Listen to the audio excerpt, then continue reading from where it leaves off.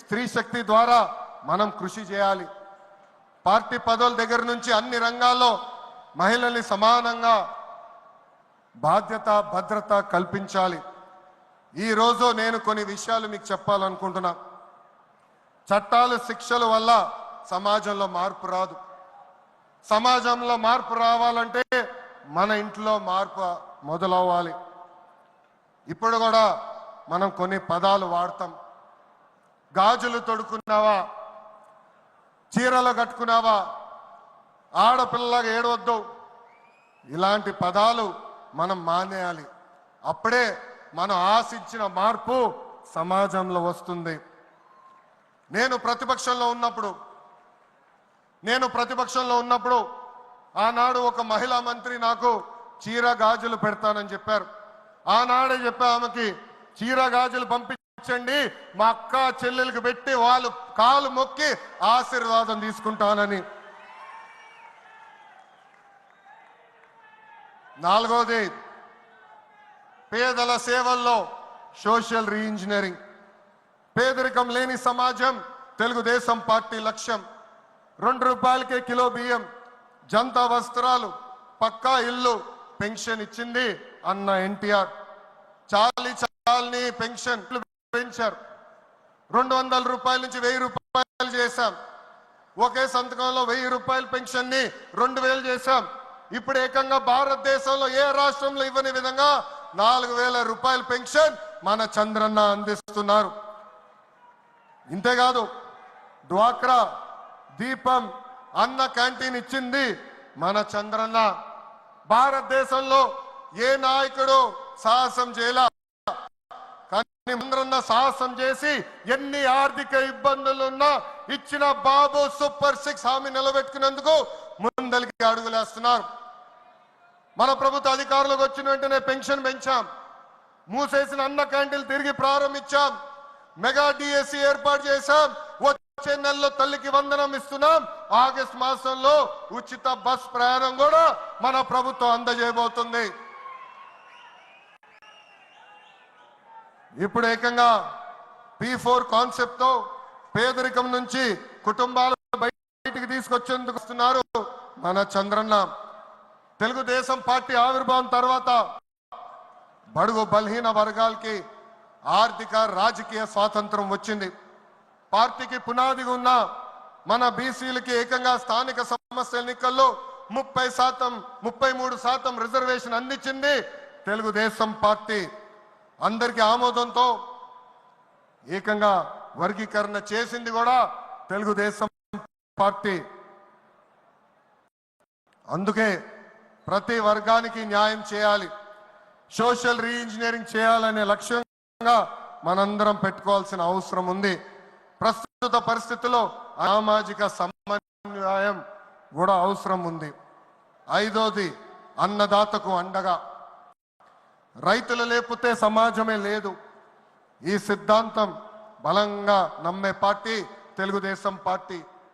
అన్న ఎన్టీఆర్ గారి దగ్గర నుంచి మన చంద్రన్న వరకు రైతుల జీవితాలు మార్చేందుకు కృషి చేశారు. డ్రిప్ ఇరిగేషన్ దగ్గర నుంచి ఇరిగేషన్ ప్రాజెక్టుల వరకు, హార్టికల్చర్ వరకు ప్రోత్సహించింది తెలుగుదేశం. ఈ రోజు మనం ఆక్వా, పామాయిల్, కోకో రంగంలో మనం నంబర్ 1 ఉన్నాం. మామిడి, జీడి పంటల్లో 2వ స్థానంలో ఉన్నాం. దీనికి కారణం తెలుగుదేశం పార్టీ. అన్నదాతకు తెలుగుదేశం ఎప్పుడు అండగా ఉంటుంది. పొగాకు, కొక్కో, మిరప ధరలు పడిపోతే ఏకంగా గిట్టుబాటు ధర ప్రకటించిన నాయకుడు మన నాయకుడు చంద్రబాబు నాయుడు గారు. బంగారం లాంటి భూములు మన రాష్ట్రంలో ఉన్నాయి. వ్యవసాయం కరెక్ట్గా ప్రమోట్ చేస్తే బంగారం పండించే శక్తి మన రైతుల దగ్గర ఉంది. అందుకే అన్నదాతకు అండగా అనే విధానాన్ని మనం అమలు చేయాలి. నాకు మనసుకు దగ్గర ఉండేది కార్యకర్తలే అధినేత రెడ్డి తాత, ఒక మంజుల, ఒక తోట చంద్రయ్య నాకు స్ఫూర్తి. ఆనాడు పొంగనూరు నియోజకవర్గంలో అంజిరెడ్డి తాత స్థానిక సంస్థ ఎన్నికల్లో నామినేషన్ వేసేదానికి వెళ్తే తిరిగారు. తొడగొట్టి మీసాలు మిల్లేసి రండి నేను నామినేషన్ వేసి చూపిస్తానని చెప్పారు ఆ మన అంజిరెడ్డి తాత. బూత్ లో రిగ్గింగ్ జరుగుతుందని బూత్కి వెళ్ళి కూర్చుంది మంజుల. ఏకంగా మంజుల గారు ఉంటే బూత్ ఆమె పైన దాడి చేశారు. రక్తం గారుతున్నా భయపడలేదు. చివరి ఓటు పడే వరకు ఈవీఎం బాక్స్ కి తాళం వేసే వరకు ఆ బూత్ లో నిలబడింది మన అక్క మంజుల. ఇంకా తోట చంద్రయ్య గారి గురించి ఎంత చెప్పినా తక్కువే. మనందరం చూసాం, నడి వీధిలో ఆనాటి పాలకులు తరిమి తరిమి కొట్టారు. ఏకంగా డివైడర్ పెట్టి కత్తిని గొంతుకు పెట్టారు. ఒక్కసారి వాళ్ళ నాయకుడికి జై చెప్పమంటే జై తెలుగుదేశం చెప్పి ప్రాణాలు పోగొట్టుకున్నాడు తోట చంద్రయ్య. ఎస్, ఈ రోజు నేను ఈ సభాముఖంగా గర్వంగా చెప్తున్నా, ఆంధ్ర రాష్ట్రంలో ఎప్పుడు జరిగిన విధంగా చంద్రయ్య కొడుకు కూడా ఈ రోజు మన ప్రభుత్వ ఉద్యోగం ఇచ్చింది. అందుకే తెలుగుదేశం పార్టీలో కార్యకర్తలే మన అధినేత. ఈ రోజు మేమందరం ఈ వేదిక మీద నుంచున్నామంటే దానికి కారణం తెలుగుదేశం పార్టీ కార్యకర్త చెమట. ఆనాడు చంద్రబాబు గారు ఒక్క పిలిపిస్తే బాబు షూరిటీ భవిష్యత్ గ్యారంటీ చేశారు. నేను ఆనాడు నియోజకవర్గానికి వచ్చి మాట్లాడా, శంకరావం చేయాలి, ప్రతి గడప తొక్కాలంటే మీరందరూ తొక్కారు.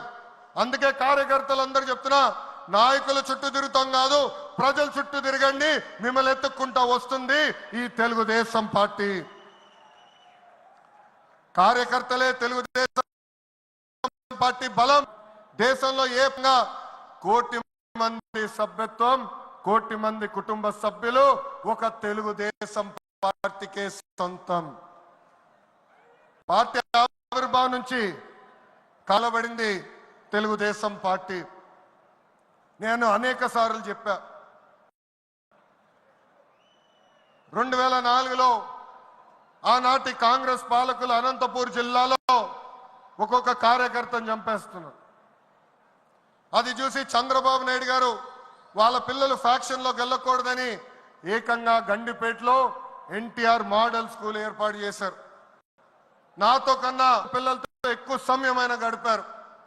ఆనాడే ఆయన అడిగాను, ఇది న్యాయమా, నాతో సమయం గడపాలి కదా అని. ఆయన ఒకటే అన్నారు, ఆ పిల్లలకి ఫ్యాక్షన్ దాడిలో చంపేశారు, వాళ్ళ కళ్ళల ముందర చంపేశారు, వాళ్ళకు ఒక తండ్రిగా నేను నిలబడాలి, అది నా బాధ్యత అని చెప్పిన వ్యక్తి చంద్రబాబు నాయుడు గారు. యువగలం పాదయాత్రలను కలిసా, వాళ్ళ కష్టాలు నేరుగా నేను చూసా. చంద్రబాబు నాయుడు గారు చేసిన సేవ ఆ పిల్లలు ఈ రోజు కూడా మర్చిపోవట్లేదు. కార్యకర్తల కష్టం వస్తే మొదటిగా స్పందించిన పార్టీ తెలుగుదేశం పార్టీ. అలాంటి కార్యకర్తలకి అనేక సంక్షేమ కార్యక్రమాలు చేస్తున్నాం. 5 లక్షల రూపాయలు ప్రమాద బీమా, విద్య, వైద్యం, ఉపాధి కూడా కల్పిస్తున్నాం. జాతీయ అధ్యక్షుల పిలుపు మేరకు అలాంటి కార్యకర్తలు ఆదుకునేదానికి, కాల్పై నిలబడడానికి, వాళ్ళకి ఆర్థిక స్వాతంత్రం ఒక ప్రణాళిక కూడా మేము రూపొందిస్తున్నాం. ఈ 6 శాసనాలు మనకు కీలకమైంది. వేదికమైన పెద్దల దగ్గర నుంచి నా ముందలున్న తెలుగుదేశం పార్టీ కుటుంబ సభ్యులందరినీ ఒక విషయం తెలపాలనుకుంటున్నా. కష్టకాలాలు వస్తాయి, మన రోజు కొన్ని నిర్ణయాలు, ఒక మంత్రిగా, జాతీయ ప్రధాన కార్యదర్శిగా నేను కూడా కొన్ని నిర్ణయాలు తీసుకోవాల్సిన అవసరం ఉంటుంది.